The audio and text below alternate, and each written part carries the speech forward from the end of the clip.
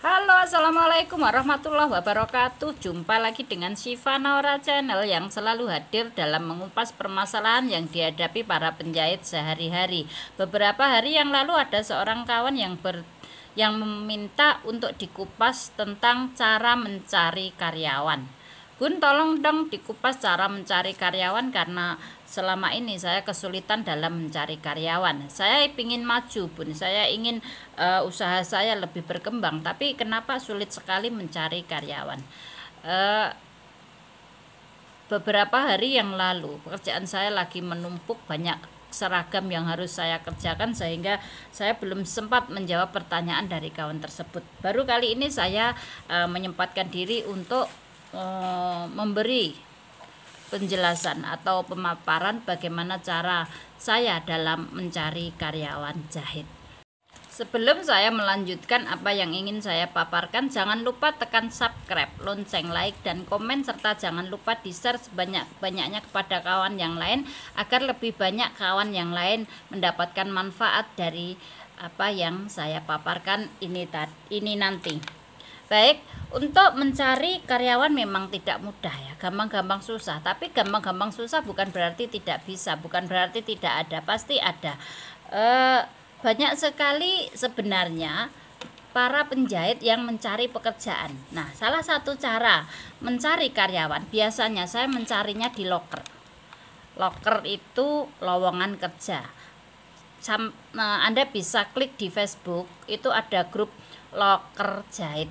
Klik loker jahit daerah setempat, misalnya rumahnya Madiun ya klik loker jahit Madiun, misalnya rumahnya Magetan klik loker jahit Magetan, agar kita bisa mendapatkan karyawan yang dekat dengan rumah, tidak jauh-jauh, sehingga mereka bisa datang ke tempat kita lebih cepat, tidak telat begitu. Nah, biasanya pada saat kita mencari loker jahit, biasanya yang datang itu orang yang cuman bisa jahit, tidak bisa potong. Mereka keluaran dari konveksi atau keluaran dari garment, mereka mencari kerja karena tidak bisa bikin pola atau tidak bisa potong. Mereka cari kerjaan yang cuma jahit saja. Jadi otomatis yang motong itu saya sendiri, atau kalau tidak kita bisa cari tukang pola dan tukang jahit.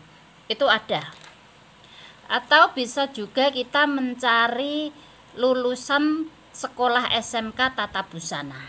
Dengan resiko biasanya kalau mereka yang lulusan tata busana, mereka datang ke tempat kita itu dalam posisi belum siap kerja. Lulusan tata busana itu belum siap kerja. Saya sering mempekerjakan lulusan tata busana yang mereka itu masih ngajari dari nol, karena menurut saya kurikulum di lulusan tata busana saya tidak tahu, tapi setiap kali ada anak yang kerja di tempat saya lulusan tata busana, mereka lebih banyak teori, prakteknya belum masuk. Kalau kita pekerjakan mereka, kita masih terlalu banyak ngajari, bahkan seperti anak kursus, kita kasih kursus kepada mereka, dan setelah mereka bisa, mereka kita pekerjakan dan kita gaji tentunya sesuai dengan apa yang mereka kerjakan. Karena untuk lulusan tata busana memang masih lama kerjanya, mungkin 1 hari belum dapat 1 baju, jadi kita juga kesulitan di situ dalam urusan gajinya. Jadi harus ada komunikasi antara kita dan mereka. Kita arahkan, kita ngomong pada mereka bahwa mereka kita ajari agar bisa kerja, dan setelah bisa kerja mereka kerja di tempat kita. Dan resikonya lagi, biasanya setelah mereka pintar, mereka keluar dari tempat kita dan mendirikan usaha sendiri. Itu sudah resiko ya. Kalau kita mikir nanti kalau kita ajarin terus kemudian mereka buka sendiri, Bun, ya biarin, enggak apa-apa. Anggap saja kita sedekah ilmu, atau anggap saja kita memberi jalan kepada orang lain untuk mendapatkan rezeki agar mereka bisa makan dari keterampilan menjahit yang kita ajarkan. Memang dilema, tapi enggak apa-apa. Kita dalam bekerja itu jangan cuman mengejar materi, tapi juga mengejar urusan akhirat. Kita amalkan saja ilmu kita. Yang penting pada saat kita ajari mereka bekerja di tempat kita, terus mereka kita pekerjakan, setelah pinter ya biarin mereka pergi buka sendiri, ya kita ajarin orang baru lagi. Terus cara yang ketiga, kita bekerja sama dengan penjahit profesional. Untuk penjahit profesional kita bisa bekerja sama dengan penjahit satuan. Biasanya penjahit satuan itu bisa motong dan bisa jahit. Nah, kita bisa ngomong, dialog dengan mereka, memberikan pekerjaan kepada mereka, motongnya sekaligus jahitnya dengan ongkos di bawah standar. Misalnya mereka biasa jahit satuan dengan ongkos yang tinggi, karena kita jahitnya banyak, jumlahnya banyak, kita minta nego, kita minta harga di bawah standar agar kita bisa saling menguntungkan, kerjasama yang saling menguntungkan. Atau bisa juga kita mengambil jasa jahit yang dalam istilah konveksi disebut CMT dan FOB. CMT artinya CMT itu singkatan atau kepanjangan dari C itu cut, M itu make, T-nya itu trim. Cut artinya cutting. Jadi pemotong, yang motong itu mereka motong, terus kemudian M-nya itu make, mereka jahit, terus kemudian trim, mereka mangkas. Mangkas artinya memangkas benang-benang sisa dari jahitan itu. Jadi kita terima jadi pada pengerjaan yang sudah selesai, bahan-bahan dari kita itu disebut CMT. Kita bisa menggunakan jasa jahit yang biasa disebut CMT atau maklun ya. Kita datangkan bahannya, kita berikan alat-alatnya seperti kain kapas, kain keras dan lain-lain itu, dan mereka cuman mengerjakan, mereka motong, menjahit dan memangkas, dan selebihnya kita kerjakan sendiri. Itu CMT atau biasa disebut maklun. Atau bisa juga kita memakai jasa FOB. FOB itu kepanjangan dari Freight on Board, yang artinya baik bahan, semua alat-alatnya maupun pengerjaannya dikerjakan oleh orang lain. Itu jasa jahit FOB ya. Kita tahu jadi, kita tahu beres, dan semua itu bisa kita ambil, bisa kita jadikan sebagai pilihan pengerjaan dari barang-barang kita kalau kita kesulitan mencari karyawan. Terus banyak yang bertanya kepada saya, Bunda, karyawannya berapa? Banyak sekali yang bertanya, Bunda, karyawannya berapa? Saya sulit menjawab karena saya itu memakai banyak jasa. Jasa satuan saya ada, saya yang motong, penjahit saya yang mengerjakan.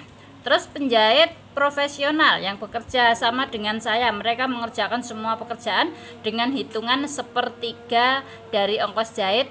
Sepertiga saya, sepertiga yang menjahit, dan sepertiga alat serta listrik, resleting dan lain-lain. Saya memakai jasa itu. Terus kemudian saya juga memakai jasa jahit CMT. Kemudian saya juga memakai jasa jahit FOB. Jadi saya itu lebih banyak ke pemasaran, lebih banyak ke marketing. Saya mencari orderan sebanyak-banyaknya untuk dikerjakan oleh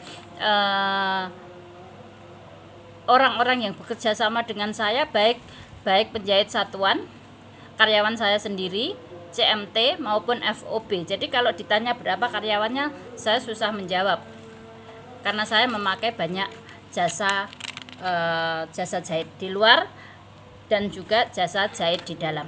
Terus kemudian ada beberapa karyawan yang ngomong kepada saya seperti ini, Bun, saya itu kalau mencari jasa jahit di luar itu saya takutnya kerjaannya tidak sesuai dengan apa yang saya inginkan, yang pertama. Terus yang kedua, konsumen itu lebih menyukai pekerjaan saya, lebih suka saya sendiri yang mengerjakan daripada dikerjakan orang lain. Biasanya konsumen itu bilang ke saya ingin yang dijahit oleh penjahitnya langsung. Itu pernah saya alami, ada orang yang ngomong ke saya karena mereka tahu jahitan saya banyak dikerjakan oleh orang lain. Mereka bilang, Bun, saya pengennya baju saya Bunda yang jahit gitu.